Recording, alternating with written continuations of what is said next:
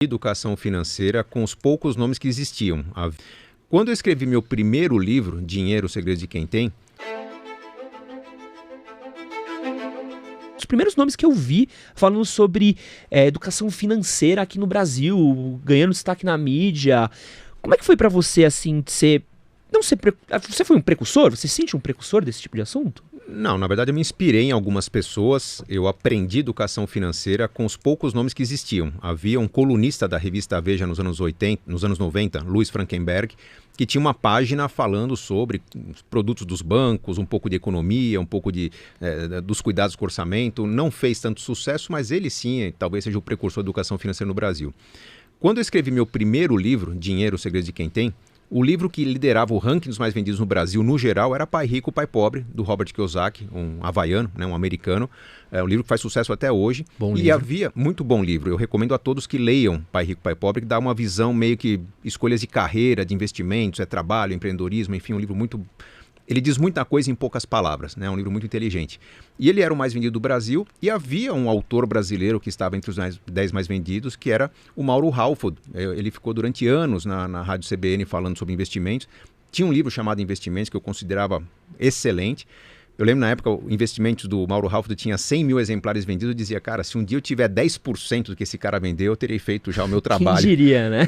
Quantos livros você vendeu? Eu tô com um pouco mais de 3 milhões de exemplares vendidos hoje. Uau! Tem história. Metade dessa venda é Casais Inteligentes e Enriquecem Juntos, que continua sendo o meu livro mais vendido, apesar que eu tenho outros livros que eu considero bem interessantes, bem importantes, mas Casais Inteligentes fez história. Hoje todo mundo que se casa acaba ganhando um exemplar do Casais Inteligentes. Tem um capítulo dele só para quem está preparando o casamento.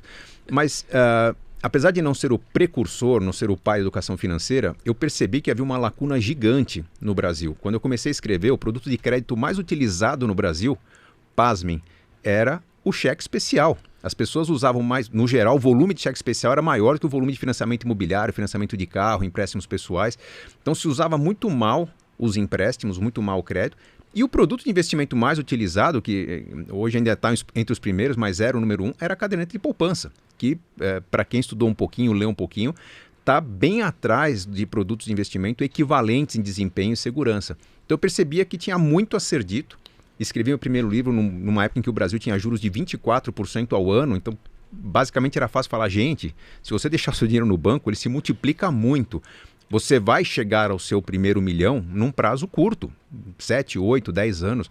Hoje já não é tão simples. Na verdade, existem meios para isso, mas não basta pôr o dinheiro na poupança que você vai chegar lá, né? O mercado ficou mais competitivo, mas eu percebi que havia muito a ser falado. O livro mais difícil de escrever foi o primeiro, que eu tive que montar um passo a passo, um manual, começo, meio e fim. Os demais, né, os outros 15 livros que eu escrevi, praticamente foram respondendo a críticas e dúvidas dos leitores dos livros anteriores. Escrevi um livro, alguns diziam, mas legal, entendi, mas e para convencer minha esposa disso, meu marido disso? Nasceu Casais Inteligentes e Enriquecem Juntos. Pô, legal, seu livro é bom, mas o capítulo de filhos é muito pequeno. Nasceu Pais Inteligentes e Enriquecem Seus Filhos. E a cada demanda do público, eu escrevia artigos, respondia textos, criava conteúdo no meu blog, e esse material foi alimentando a criação de novos livros. Não diria que foi um grande trabalho. Olhando no tempo, parece um trabalho muito grande, mas eu não parava para escrever um livro. Na verdade, eu parava para reunir o que eu estava produzindo nos últimos meses sobre um assunto específico, e assim nasceram 16 livros. E nessa sua jornada, como é que você resumiria o que é inteligência financeira? Inteligência financeira é colocar em prática a educação financeira que todo mundo conhece. Todo mundo já sabe, nós sabemos que 73% dos brasileiros estão endividados hoje, mas as pesquisas mostram que eles sabem o porquê. Porque caiu a renda e não tinha reserva de emergências, porque o custo fixo está muito elevado, porque comprou muito a prazo. Então as pessoas sabem o que fazer, sabem que tem que cuidar do futuro, sabem que não conseguem cuidar do futuro e tem mil desculpas para isso. A inteligência financeira é quando você consegue fazer com que essa educação financeira se torne prática. Tem componentes muito mais comportamentais do que financeiros propriamente ditos, né? Puxa, se eu ganho, digamos, 2 salários mínimos, que não é uma maravilha, né? O próprio DIEESE, um órgão de governo, diz que o salário mínimo deveria ser de R$6 mil no Brasil, mas se eu ganho R$2 mil, não dá para viver de maneira digna.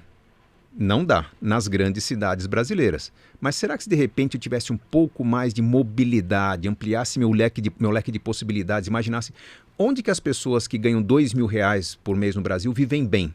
porque tem pessoas que vivem de uma bolsa auxílio do governo, que vivem muito bem com 400, 500 reais. Com 2.000 dá para viver excelentemente bem no lugar onde você tem um rio passando no fundo de casa, você pode plantar seus próprios frutos, criar suas galinhas. Então, onde que vivem bem as pessoas que ganham 2.000? Ou onde que pessoas que fazem o que eu faço conseguem renda maior que eu consigo numa grande cidade que tem muita gente competindo? Então, a inteligência financeira, ela traz umas provocações que não é simplesmente um serviço de coaching, né? É eu parar, pensar, organizar as ideias, entender onde é que estão as limitações do meu plano, das minhas escolhas de vida, e começar a moldar minha vida com um pouco mais de independência. Tem a ver com sobrevivencialismo, não depender do governo, né? Então, pô, se a conta de energia está muito cara, o que eu faço para gastar menos energia, para gerar minha própria energia? Se o carro está muito caro, como é que eu faço para me transportar gastando menos? Então, a inteligência financeira tem a ver com qualidade das escolhas. Não é simplesmente fazer as contas do quanto poupar por mês durante quanto tempo, em quanto tempo eu consigo me aposentar. Tem muito a ver com criatividade e comportamento. Nesses últimos anos, a gente tem falado bastante sobre educação financeira. Sim. É uma coisa, eu não lembro de ter tido nada disso na escola. Me ensinaram como preencher esse cheque, como calcular juros ali numa aula que eu claramente não prestei atenção, e é isso. E deram um tapinha nas costas e boa sorte. É isso aí. Torce pra passar na USP e ganhar um bom emprego. Vai. Onde você vê que tá o déficit? Onde é que tá essa falta essa falta de aprendizado nosso sobre inteligência financeira? Onde é que a gente está errando? É na primeira infância? É no colegial? É na faculdade? Onde é que está o processo que a gente deveria melhorar? Bom, tem alguns equívocos que eram cometidos e foram corrigidos, alguns que continuam sendo cometidos. Primeiro, a falta de educação financeira é o problema número 1. Muito se aprendia sobre português, matemática, história, geografia, enfim, conteúdos que são importantes, mas que com falta de instrumentação, equipamentos, estrutura na escola, até projetos de vida, quando você não coloca um conteúdo interessante num projeto interessante, ele não decola. Então, o fato de não ter na escola uma visão do empreendedorismo, uma visão da realização de objetivos na vida, de caminhos do que você tem que concretizar na vida, eu não estou falando só de educação financeira, mas é um conjunto, né? Não tem aprendizado sobre como viver. Vários conteúdos simplesmente servem para algumas provas, né? Provas que são com visão de curto prazo. Amanhã os alunos vão fazer uma prova do PISA, né? Um Enem, e vão ser avaliados no PISA com uma nota muito baixa. Mostram que nosso conteúdo não está virando prática. Quando se fala, precisamos ter educação financeira na escola, que já tem, começou em 2020, está na Base Nacional Comum Curricular, as crianças têm hoje na escola, não é ter aula de juros, banco, PIX, criptomoedas. É você ter, como acontece hoje no modelo brasileiro, discussão de finanças em todos os conteúdos. O brasileiro hoje cai em armadilhas porque não sabe ler contratos. Então, vamos discutir educação financeira na aula de português. O brasileiro cai em armadilhas porque talvez compre produtos pouco eficientes. Vamos discutir educação financeira na aula de física, química. É como está a educação financeira. Os pais não veem hoje o módulo de educação financeira, mas os filhos estão aprendendo. Havia esse déficit, já corrigimos.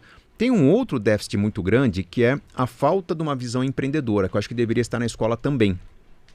Nós cultuamos durante muito tempo a ideia de que precisávamos resgatar as pessoas que estavam em situação de grande desvantagem, muita desigualdade social. Sim, tínhamos que fazer alguma coisa. Criamos Bolsa Família, auxílio emergencial, uma série de ajudas e facilidades que eram importantes, mas não havia um plano para encerrar essa ajuda. Né? Então, você dá um incentivo, você dá um presente para as pessoas. Legal, quem deu esse incentivo vai ganhar votos. Agora, quem vai ser o político com coragem de tirar o incentivo quando a família não precisa mais? Então, criou-se a cultura do assistencialismo, que é muito perigosa. As pessoas, às vezes, vivem num lugar que podem criar uma horta no fundo de casa, podem colher aquela jaca ou aquela manga no pé, na árvore que está no fundo, mas a pessoa está preferindo ficar sentada em casa ou ficar mandando currículo, procurando emprego onde não tem emprego, porque se acostumou com a ajuda dos outros. E isso é muito perigoso.